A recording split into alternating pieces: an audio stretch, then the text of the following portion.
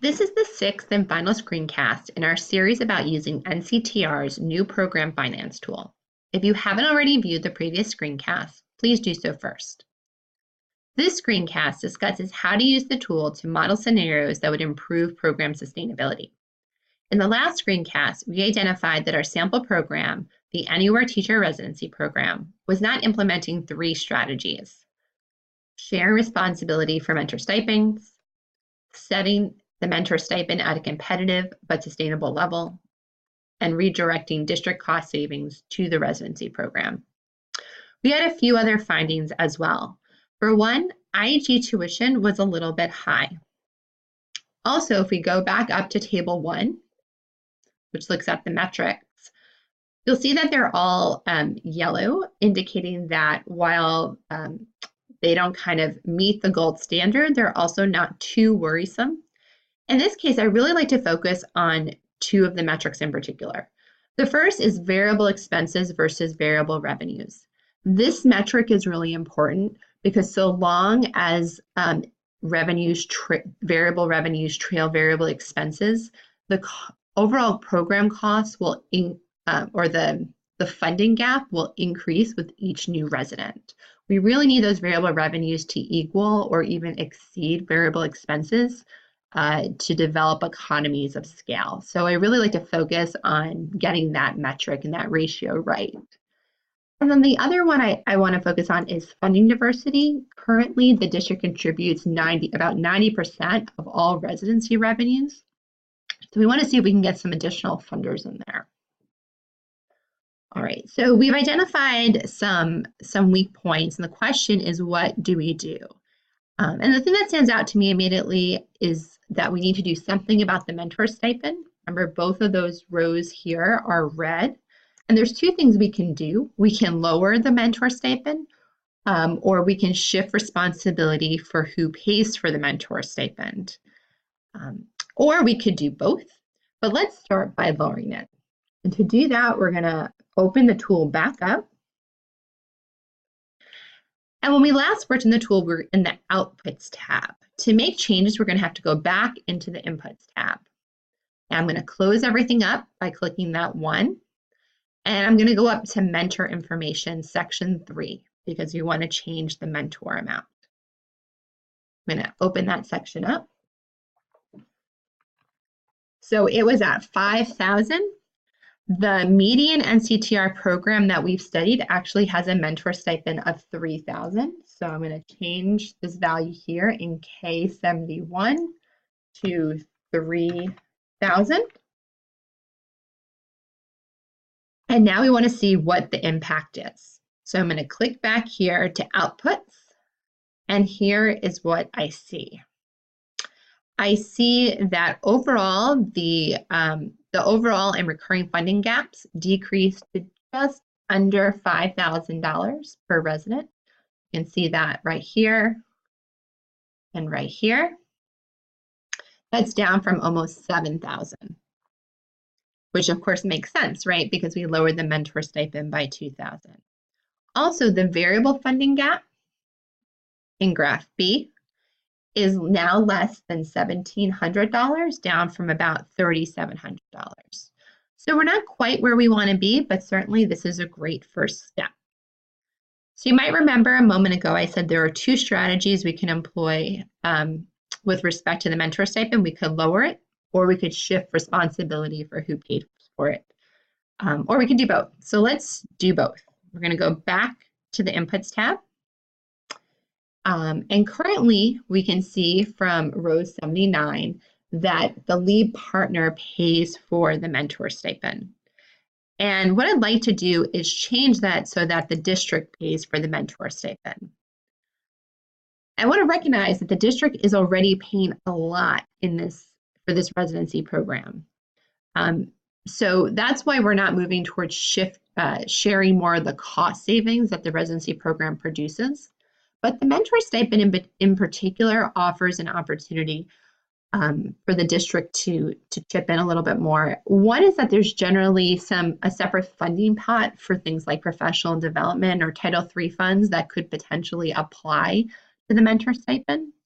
And also because the resident stipend is so high, there's a potential to shift some funding from the resident stipend to the mentor stipend to lower those variable expenses for the residency program itself. We're not going to start monkeying around with the resident stipend just yet. That's certainly something that we could do later on. For now, we're just going to shift responsibility. So to do that, I'm going to click here in K79. I'm going to select the district, if not also the lead partner. And again, let's click on the outputs and see what we find. Yeah.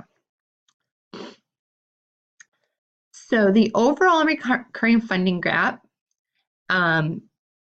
is now down to just about $2,000 per resident, or a total of about $45,000 to $46,000 for the entire program. That seems like a pretty reasonable amount for a program to pull together through grant or philanthropic funding to cover each year. As a reminder, NCTR hasn't been recommending that, or hasn't been sort of requiring that its programs think about financial sustainability as needing no philanthropic or grant funding. Rather, they recommend that programs rely on those sources for no more than somewhere between 10 and 20% of their budget. So this gap, this $45,000, $46,000, is really only about 3%, so well within that range. As I said, the metric we probably are most concerned with is variable revenues versus variable expenses. And we can see that by shifting responsibility for the mentor stipend, the program now actually produces a surplus for every resident it trains of about $1,300, meaning, which is really, really important. That means for each new resident the program enrolls, it actually generates a profit. So, I mean, right, we're done. We have a funding gap that is reasonable, that the program can probably cover each year through philanthropic or grant funding. We have a surplus of variable revenues in relation to variable expenses. We're good, right? Not quite. So you may remember, going back to the inputs tab, that there was a section that we did not talk about the first time around, section number 10, the forecasting options. So let's click on that. Section 10 accounts for some of life's less pleasant facts. For example, the fact that prices increase over time. Yes, inflation. And inflation will impact our program too. So we wanted to make sure the tool provided a way to account for inflation, which it does in 10B. We're skipping A for a moment because that one's a little more complicated. So we have a default setting that I'm going to set, which sets general inflation at 2.5%, wage growth at 2.5%, and tuition growth at 5%. If you want to input your own values, you just hit custom setting, and you can do that there in the yellow cells. But for now, let's keep it at the default. Worth noting that we do not apply inflation to the stipend levels. We found that those don't generally increase from year to year. They may jump at a certain point, which you can do by actually changing the amount of the stipend. But the inflation setting in the tool doesn't automatically adjust the stipend levels. All right, so once we add that in, let's take a look at the outputs again and see what happens. So the impact doesn't seem to be too bad. It looks like financial sustainability, the lead partner, that this amount increased a little bit. So instead of $45,000 to $46,000 a year, now we're talking about $46,400 a year. Pretty modest increase. We still have a surplus here for variable revenues and variable expenses, which is a really good sign. All right, so there's one more thing we need to account for, and that's that we don't want to live paycheck to paycheck. We want to have a little money in the bank for a rainy day. In other words, we want to have some cash on hand. NCTR recommends that programs have at least 3 months cash on hand. So if we go back to the inputs tab, which we did, and we set the cash on hand for 3 months using this drop-down menu in row 232, I'm going to set 3. Let's see what that impact is here. Now, the impact doesn't actually come up in Section 2, Financial Sustainability of the Lead Partner, because this is not sort of a regular cost. The idea is that if you raise this cash on hand, it kind of stays in the bank unless you need it. But where we do see it come up in the Outputs tab is here in 1B, additional fundraising required. So what we see here is that to both meet our expenses and have 3 months cash on hand, we'll need to raise about $141,000. As I said, the good news is that the program wouldn't have to raise that year after year. You just want to have it in case of an emergency or if there's an opportunity, such as the chance to enter a new market.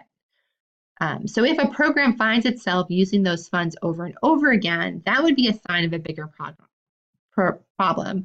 Otherwise, those funds should largely sit in the bank and collect interest. So it's more of a one-time raise. Now, as for how to raise that additional funding, I think that's a tougher question. As a hopefully one-time expense or 1 or 2 time expense, fundraising could certainly be an option, or your program could implement the other miss and lever we discussed and charge the district a small retention fee or placement fee. And I'd encourage you to play around with the tool to see what you can work out.